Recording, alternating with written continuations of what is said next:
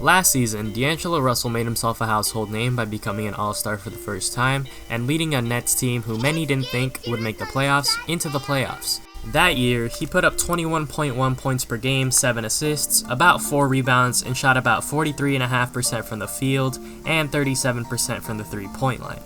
Many saw D'Lo as the bright future for the Brooklyn Nets. However, Kyrie Irving decided to sign there and Kevin Durant decided to sign as well, leading to Russell being in a sign and trade package with Golden State. It was here that Russell was going to be one of the big pieces on a team that featured Stephen Curry, Klay Thompson, and Draymond Green. In fact, he would be the most important piece aside from those three because basically the Warriors lost their whole bench in the offseason. But as most of you know already, Klay Thompson was sidelined with a torn ACL and has been announced to be out for the whole season.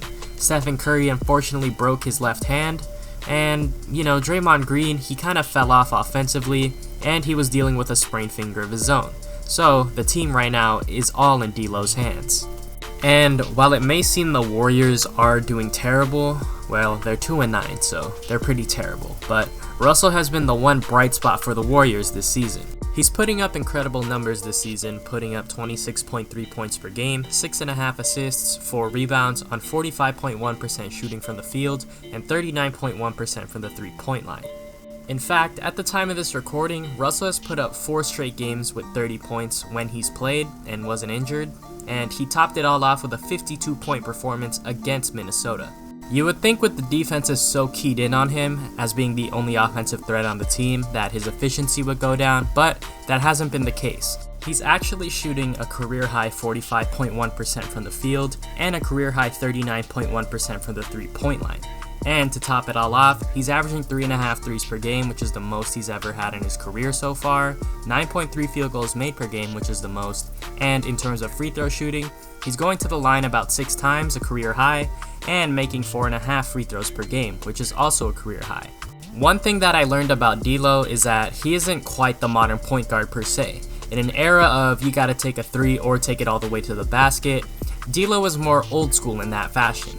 And it's not like he's shying away from these mid-range jumpers either. According to NBA.com, he's taken 5.1 per game, which is 7th in the league, and he's actually made 2.9 per game, which is 3rd in the league, and he's shooting a deadly 56.1% from this range.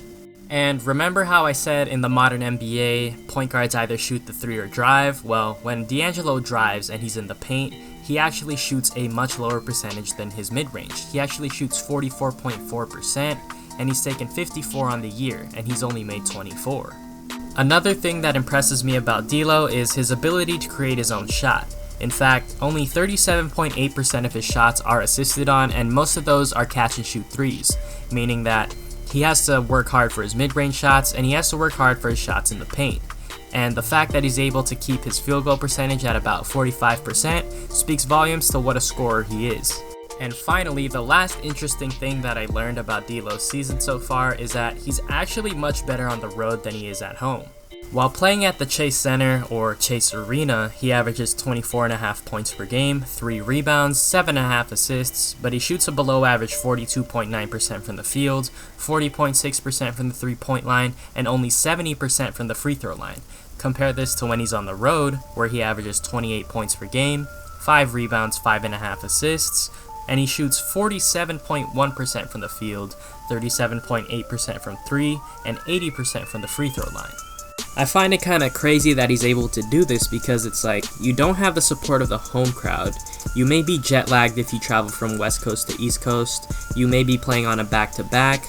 I think it just makes it more impressive, to be honest. Maybe he learned a thing or two from Kobe back when they were teammates for his last season.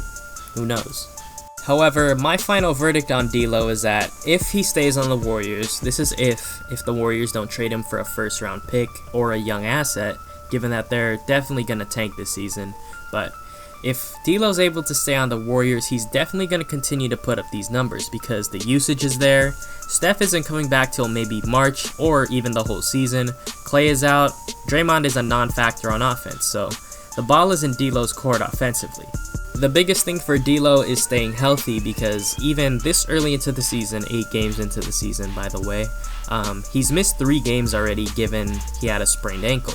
he has to stay healthy for him to continue to put up these numbers.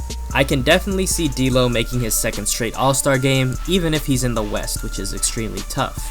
And I can also see him very easily making the All-NBA third team given his numbers, and he has a very slight chance at making the All-NBA second team if he's able to lead the Warriors somehow into the playoffs. And speaking of the Warriors, they're in a bit of a predicament right now with D'Lo. The question is, do you keep playing him on a team that's definitely not going to make the playoffs? And he's going to win them some games clearly, so do you trade him to get a worse record and a better pick in the draft and possibly another pick in this year's draft? Or do you keep D'Lo and run it back with the squad next year when they're fully healthy? The two biggest what-ifs in my opinion is Klay Thompson and Stephen Curry's health. Is Steph going to be able to recover from his injury? I mean, I think he will because it's his non-shooting hand, but the bigger question is Klay Thompson going to be the same? I know his game didn't rely a lot on athleticism like, say, Derrick Rose, who also tore his ACL, but he's going to lose some lift in his legs, which means he's going to lose some lift in his jump shot. Is he going to be as efficient as he once was? And if I were the Warriors, I would honestly wait another year and let D'Lo run it back with Steph and Klay. If they're at full strength, I could see them easily winning 50 games on the season, maybe even more. Will they make the NBA Finals with powerhouses like the Lakers and Clippers?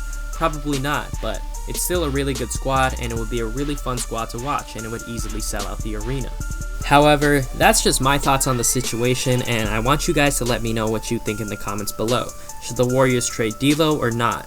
Is D'Lo going to make the All-NBA team or not? Let me know in the comments below.